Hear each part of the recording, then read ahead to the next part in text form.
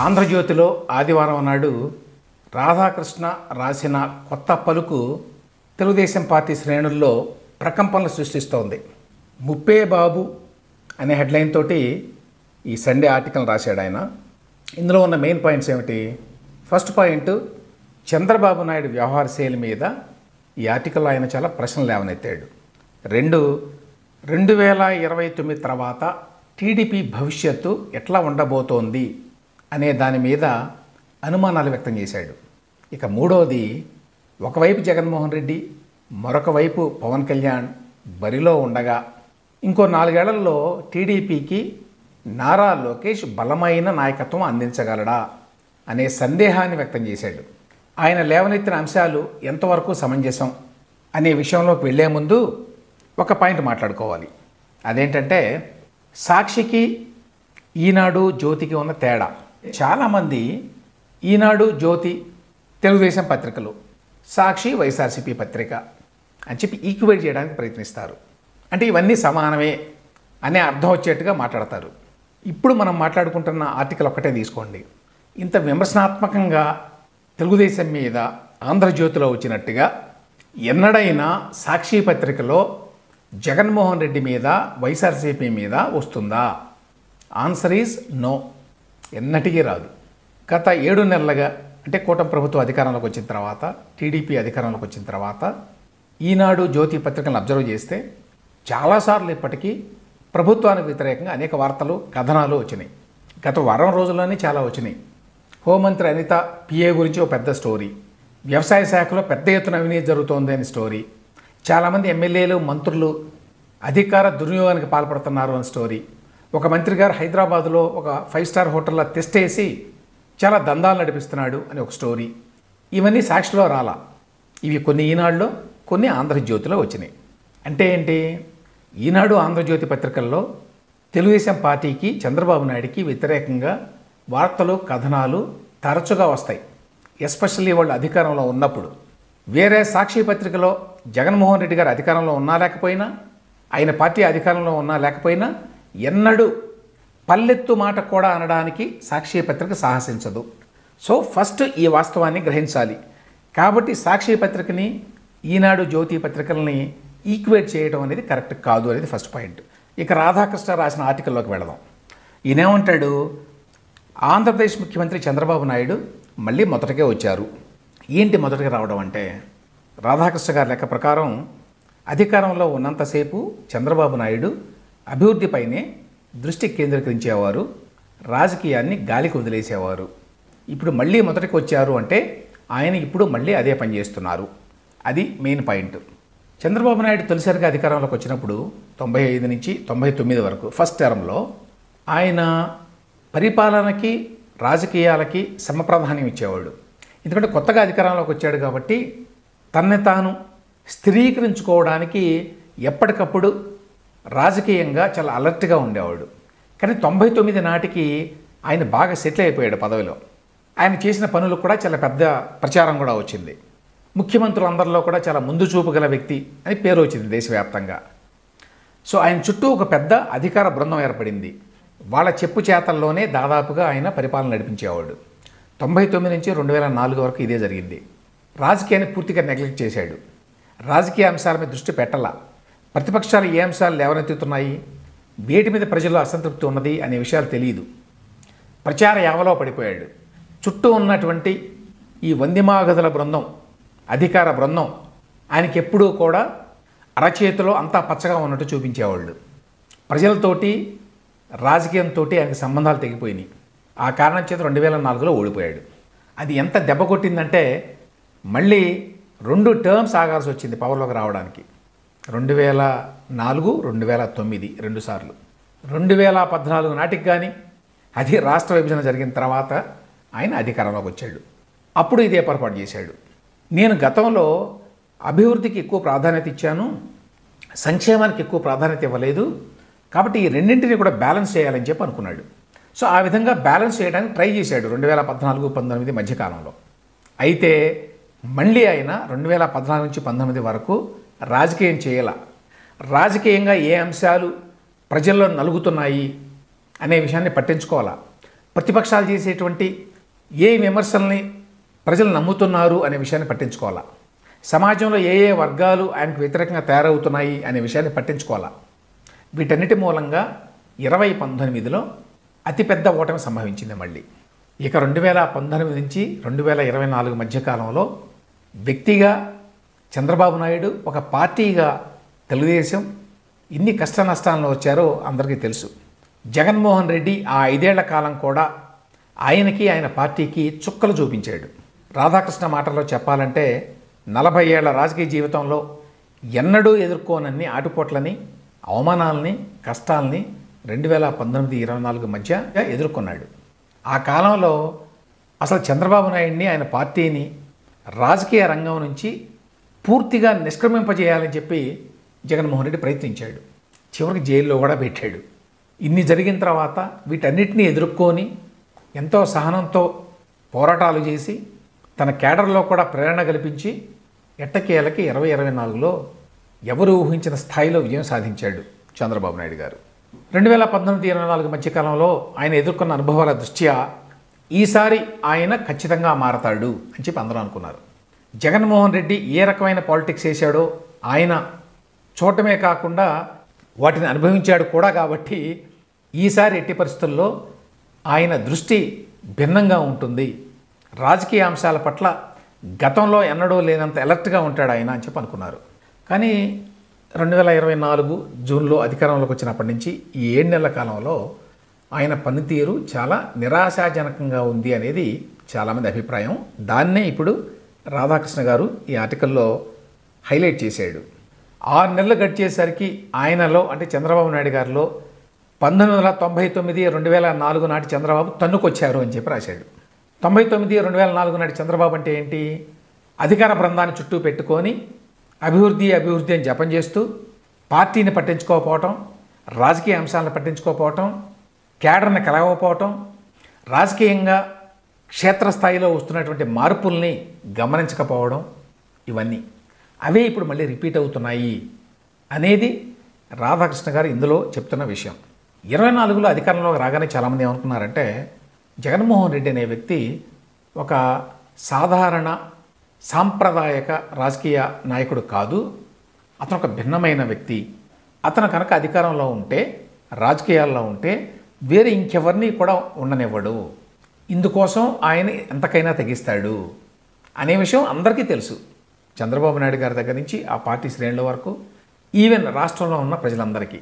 అందులో స్వయంగా తన్నే జైల్లో పెట్టించాడు కాబట్టి ఆయనకి తెలుసు జగన్మోహన్ రెడ్డి కనుక అధికారం అంటూ వస్తే ఎంతవరకు వెళ్ళగలడు అనేది. ఇంత తెలిసిన తర్వాత కూడా అధికారంలోకి వచ్చిన తర్వాత ఆ అంశాల మీద చంద్రబాబు నాయుడు గారు దృష్టి పెట్టడం లేదు అనేది ఒక పెద్ద కంప్లైంట్. ఆయన ఏమనుకుంటున్నాడు అనేది అందరికీ అర్థం కావట్లా. తక్కువగా అంచనా వేస్తున్నాడా జగన్మోహన్ రెడ్డిని? ఇవాల్టికి చంద్రబాబు నాయుడు గారు మినహా ఆ పార్టీలో ఉన్నటువంటి మిగతా వాళ్ళందరూ, ఎస్పెషల్లీ శ్రేణులు, ఆ తర్వాత రాష్ట్రంలో ఉన్నటువంటి వివిధ వర్గాలు కూడా మళ్ళీ కనుక జగన్మోహన్ రెడ్డి వస్తే ఈ రాష్ట్రం ఏమైపోతుందో అనేటువంటి ఒక భయంలో ఉన్నారు. డెమోక్రసీ స్వోర్డ్ అంటారు ఇంగ్లీష్లో. ఆ విధంగా ఆ కత్తి వేలాడుతోంది జగన్మోహన్ రెడ్డి గారి రూపంలో. కాబట్టి ముందు దాని మీద దృష్టి పెట్టాలి, ఆ వేలాడుతున్న కత్తిని తొలగించాలి అక్కడి నుంచి. అప్పటి వరకు కూడా ప్రశాంతత ఉండదు, అప్పుడు మాత్రమే మిగతా అంశాల మీద దృష్టి పెట్టాలి అనేది చూసే వాళ్ళకి ఎవరికైనా అనిపించేటువంటి అంశం. కానీ గమ్మత్తుగా ఎందువల్లనో చంద్రబాబు నాయుడు గారు దాని మీద దృష్టి పెట్టడం వల్ల 7 నెలలు అయిపోయింది అధికారంలోకి వచ్చి, ఇంతవరకు జగన్మోహన్ రెడ్డి అవి చేశాడు, ఇవి చేశాడు, అరాచకాలు చేశాడని చెప్పి మీరే చెప్పారు. ఆయన చేశాడు అని చెప్పి ఇవాళ రాష్ట్రంలో ప్రజలందరూ నమ్ముతున్నారు. కానీ ఒక్కదాన్ని కూడా వెలికి తీయడానికి ప్రయత్నం జరగల. అన్నీ రాధాకృష్ణ గారి మాటల్లో మళ్ళీ చెప్పాలంటే ఏదో పైపోయినట్ల కెలికి, కోడి కెలికినట్టు వదిలేయడం. గతంలో అరెస్ట్ చేసే వరకు అసలు ఆ కేసులో ఏం జరిగింది, ఎంత ఇన్వెస్టిగేషన్ జరిగింది, ఎవరి పేర్లు ఉన్నాయి అనే విషయం కూడా తెలియదు. అట్లాంటిది ఇవాళ ఏమి జరగకుండానే హడావుడు ఎక్కువ, ఎవరెవరి పేర్లు ఉన్నాయి, ఏ ఏ కేసు నడుస్తోంది అని చెప్పి అన్నీ బయటికి రావడం, వాటి మీద వైఎస్ఆర్సీపీ నాయకులు వెంటనే కోర్టుని ఆశ్రయించడం, వాళ్ళకి అక్కడ రిలీఫ్ రావడం, ఇవన్నీ చూస్తున్నాం. ఇక జగన్మోహన్ రెడ్డి గారి మీద అయితే అసలు ఏమీ లేదు ఇంతవరకు. దీంతో దాదాపుగా ఒక నిర్ణయానికి వచ్చేసారు అందరూ, ఇంక్లూడింగ్ వైఎస్ఆర్సీపీ నాయకులు. అదేంటంటే ఈ కూటమి ప్రభుత్వం, ఈ తెలుగుదేశం ప్రభుత్వం హడావుడే కానీ చివరికి ఏమీ చేయదు, మనకి ఎటువంటి ఢోకా లేదు. ఏవో చిన్న చిన్న ఇబ్బందులు ఉంటాయి అంతే. ప్రభుత్వంలో ఉండగా మనం చేసినటువంటి పెద్ద పెద్ద అవినీతి కార్యక్రమాలని, అరాచకాలని వీళ్ళు బయటపెట్టి వాటిని ఒక పద్ధతిగా కేసులు కట్టి ప్రజల ముందు, కోర్టుల ముందు దోషులుగా నిలబెడతారు అనే భయం ఏమాత్రం లేకుండా పోయింది. ఇది చంద్రబాబు నాయుడు గారి అసమర్థత, ఆలోచన రాహిత్యమా, అవగాహన రాహిత్యమా ఏమిటి అనేది ఎవరికి అర్థం కావట్లా. ఆయన ఏమీ తెలియని వ్యక్తి అని చెప్పి ఎవరు అనుకోవడంలా. అపారమైన అనుభవం ఉంది చంద్రబాబు నాయుడు గారికి. ఎన్నెన్నో ఒత్తిడిని తట్టుకొని 40 ఏళ్ళుగా రాజకీయాలు చేస్తున్నాడు ఆయన. కానీ అటువంటి వ్యక్తి ఇవాళ మళ్ళీ రాజకీయాలను పట్టించుకోకుండా ఎంతసేపు పరిపాలన అనే అంశం మీదే కాలం అంతా గడిపేస్తున్నాడు. అధికారాలకు వచ్చిన తర్వాత ఇంతవరకు కూడా తన పార్టీ నాయకులందరినీ కూర్చోబెట్టుకుని ఒక మీటింగ్ పెట్టాల పార్టీ ఆఫీస్లో. అనేక మంది తెలుగుదేశం పార్టీ కార్యకర్తలు ఇప్పటికే మొత్తుకుంటున్నారు, మా మీద బోల్డని కేసులు ఉన్నాయి, పట్టించుకునే నాథుడు లేడు అని. బహుశా చంద్రబాబు నాయుడు గారు ఏమనుకుంటారు, నా మీద కూడా చాలా కేసులు ఉన్నాయి, 60 కేసులు, కాబట్టి ఇది పెద్ద విశేషం కాదు అని చెప్పి ఆయన అనుకోవచ్చు. కానీ ఆయన పరిస్థితి వేరు, పార్టీలో ఉండేటువంటి మిగతా నాయకులు, కార్యకర్తల పరిస్థితి వేరు. అసలు చంద్రబాబు నాయుడు గారు ఏమనుకుంటున్నారు, జగన్మోహన్ రెడ్డి ప్రభుత్వంలో జరిగిన అరాచకాల్ని, అవినీతిని లోతుగా వెలికితీసి వాటి మీద చర్యలు గట్టిగా ప్రారంభించకపోతే 2029 నాటికి ఆయన జగన్మోహన్ రెడ్డిని, ఆయన పార్టీని ఎదుర్కోగల పరిస్థితిలో ఉన్నాడా లేదా, ఆ ఆలోచన ఆయన చేస్తున్నాడా లేదా అనేది ఒక ప్రశ్న రాధాకృష్ణ గారు లేవనెత్తింది. ఎందుకంటే జగన్మోహన్ రెడ్డికి ఇప్పటికీ కూడా కొన్ని వర్గాల్లో బలమైన ఫాలోయింగ్ ఉంది, మంచైనా చెడైనా. 2029లో మళ్ళీ ఆయన అధికారంలోకి రాడు అని గ్యారంటీ ఏమీ లేదు. చంద్రబాబు నాయుడు గారు ఇదే విధంగా పరిపాలనా అభివృద్ధి అనుకుంటూ చుట్టూ అధికార బృందాన్ని పెట్టుకొని కాలక్షేపం చేస్తే 5 ఏళ్ల పాటు 2029 నాటికి మళ్ళీ ఒక పెద్ద షాకింగ్ రిజల్ట్ వచ్చేటువంటి అవకాశం ఉంటుంది. ఆ విషయం ఆయనకు తెలియదా అనేది ఇందులో మెయిన్ ప్రశ్న. ఆ తర్వాత ఆయన భవిష్యత్తు గురించి ఏమాత్రం ఆలోచిస్తున్నాడా లేదా అని. ప్రస్తుతం ఒకవైపు జగన్మోహన్ రెడ్డి, ఇంకోవైపున పవన్ కళ్యాణ్ ఉన్నారు. వాళ్ళిద్దరూ కూడా ముఖ్యమంత్రి సీటు మీద సహజంగానే దృష్టి పెట్టారు. ఇటువైపు తెలుగుదేశం పార్టీ, చంద్రబాబు నాయుడు భవిష్యత్తులో లోకేష్ని తీసుకొస్తారు అని చెప్పి అందరూ అనుకుంటున్నారు. పరిస్థితులు ఇప్పుడున్నలాగానే కొనసాగితే 2029 నాటికి లోకేష్ తెలుగుదేశం పార్టీకి లీడర్షిప్ని ఇవ్వగల పరిస్థితుల్లో ఉంటాడా అనేది ఒక ప్రశ్న. ఎందుకంటే జనసేనకి పవన్ కళ్యాణ్ నాయకుడు, అందుకు తగ్గట్టుగా ఆయన వచ్చే 4 సంవత్సరాలని దృష్టిలో పెట్టుకొని పునాదులు వేసుకుంటున్నాడు.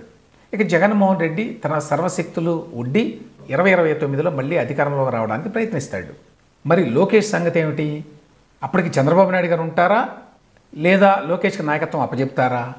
చంద్రబాబు నాయుడు గారికి అప్పటికి అంటే 2029 నాటికి దాదాపుగా 80 ఏళ్ళు వస్తాయి.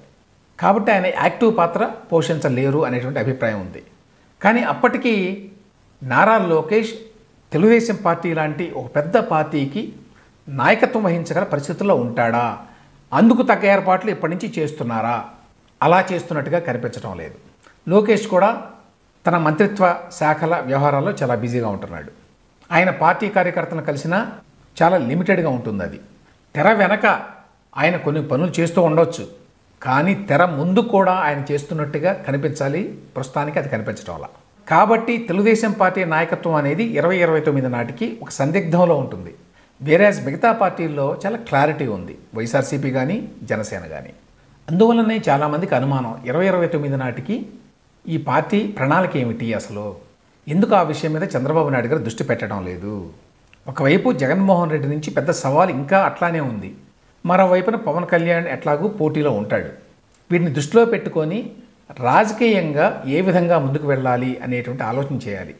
కానీ ఆయన ఇంతవరకు అసలు పార్టీ నాయకులనే కలవలేదు అంటే, ఏ విషయంలోనూ పార్టీ నాయకులను ఇంతవరకు కాన్ఫరెన్స్లోకి తీసుకోలేదు అంటే పరిస్థితి ఎట్లా ఉందో ఊహించుకోవచ్చు. ఆయన గతంలో లాగానే రాష్ట్రంలో కొత్తగా 7 ఎయిర్పోర్ట్లు, లేకపోతే ఆర్టిఫిషియల్ ఇంటెలిజెన్స్, 2047 వికసిత భారత్ ఇట్లాంటివి మాట్లాడుతూ ఉన్నాడు. గతంలో కూడా ఇవన్నీ మాట్లాడాడు ఆయన. వాటి వల్ల ఎప్పుడూ కూడా 10 ఓట్లు అదనంగా రాల. ఆ విషయం తెలుసు ఆయనకి. అవి మాట్లాడవద్దని, అభివృద్ధి కార్యక్రమాలు చేయొద్దని ఎవరు అనరు. కానీ ఎట్ ద సేమ్ టైం మన డెమోక్రసీలో అభివృద్ధి, పరిపాలన అనే వాటికి ఎంత ప్రాధాన్యత ఉందో రాజకీయానికి కూడా అంతే ప్రాధాన్యత ఉంది. రాజకీయంగా మీరు అలర్ట్గా లేకపోతే, రాజకీయ అంశాల మీద దృష్టి పెట్టకపోతే, పార్టీలో ఉన్న నాయకులతోటి ఎప్పటికప్పుడు మాట్లాడకపోతే కార్యకర్తల మనోభావాల్ని, కార్యకర్తల ఆలోచనల్ని అర్థం చేసుకోకపోతే జగన్మోహన్ రెడ్డి రూపంలో ఉన్నటువంటి ఒక పెద్ద రాజకీయ ప్రమాదాన్ని సరిగ్గా అంచనా వేయలేకపోతే తెలుగుదేశం పార్టీకి భవిష్యత్తు అగమ్యగోచరంగా ఉంటుంది అనేది చాలామంది అభిప్రాయం. దాన్నే రాధాకృష్ణ గారు ఈ కొత్త పలుకు ఆర్టికల్లో వ్యక్తం చేశారు. ఇక్కడ సమస్య ఏమిటంటే చంద్రబాబు నాయుడు గారు కనుక సక్రమంగా రాజకీయ అంశాల మీద దృష్టి పెట్టకపోతే ఆ నష్టం ఆయన పార్టీకి ఒకటే అయితే పర్వాలేదు, అది రాష్ట్రానికి కూడా నష్టం. అందువల్లనే తెలుగుదేశం పార్టీకి సంబంధం లేని వ్యక్తులు కూడా ఆందోళన చెందేది. చివరిగా ఒక మాట చెప్పాలి. రాధాకృష్ణ జ్యోతులు ఇంత నిర్మహమాటంగా, ఇంత ముక్సూటిగా తెలుగుదేశం మీద, చంద్రబాబు నాయుడు గారి మీద విమర్శలు చేశాడు అని అంటే కొంతమంది ఒక అభిప్రాయాన్ని వ్యక్తం చేస్తారు. అదేంటంటే తెలుగుదేశం పార్టీ అధికారంలో ఉంటే రాధాకృష్ణ తన మాట నెగ్గాలనుకుంటాడు ఆ ప్రభుత్వంలో. ఆయన చెప్పిన మాటను ఏదన్నా ఆ ప్రభుత్వంలో వినకపోతే, చంద్రబాబు నాయుడు గారు వినకపోతే నెగిటివ్గా ఈయన ఏదో ఒకటో రెండో ఆర్టికల్స్ రాస్తుంటాడు అనేటువంటి అభిప్రాయం చాలాసార్లు చూస్తాం. అందులో వాస్తవం ఉందో లేదో తెలియదు, కానీ ఒక మాట మాత్రం నిజం. అదేంటంటే ఆయన రాసిన దాంట్లో ఉన్నటువంటి అంశాలు కరెక్టా కాదా అనే దాన్ని ప్రాతిపదికగా తీసుకుంటే ఆయన లేవనెత్తిన అంశాలు, ఆయన విమర్శించిన అంశాలు సబబైనవి, సమంజసమైనవి. ఆయన ఇచ్చిన సూచనలు ఖచ్చితంగా నిర్మాణాత్మకం, తెలుగుదేశం పార్టీకి, చంద్రబాబు నాయుడు గారికి ఉపయోగపడేవి అని మాత్రం చెప్పాలి.